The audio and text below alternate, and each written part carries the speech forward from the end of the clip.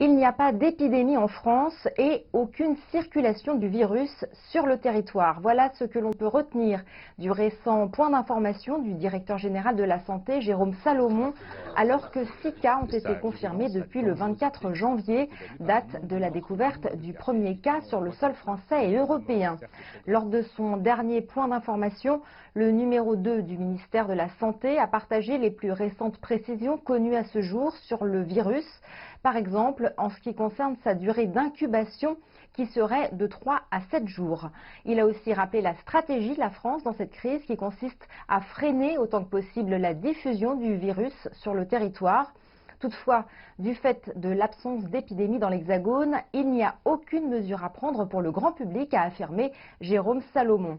Un numéro vert a été mis à la disposition des personnes qui souhaitent s'informer sur le virus et les autorités rappellent en boucle l'importance des gestes barrières pour éviter au maximum les contaminations.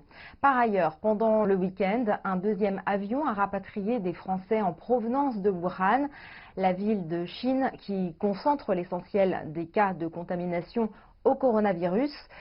Toujours d'après le directeur général de la Santé, toutes ces personnes ont été testées et sont en bonne santé. D'autre part, les ministres de la Santé des pays du G7 se sont réunis en début de semaine. Ils ont convenu de se coordonner autant que possible dans les conseils de voyage et les mesures de prévention face au nouveau coronavirus. L'information a été donnée par le ministère allemand de la Santé.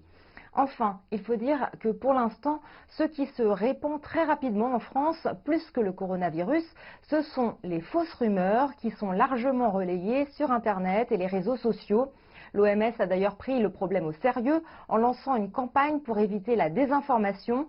L'agence onusienne a demandé directement aux plateformes de réseaux sociaux de surveiller la diffusion de messages contenant de fausses informations sur les moyens de se protéger contre le virus et de faire en sorte que les messages fiables, notamment ceux de l'OMS, apparaissent en tête des recherches. Le directeur général de l'OMS a également rappelé, pour couper court aux spéculations, que pour l'instant, il n'existait aucun traitement contre le coronavirus.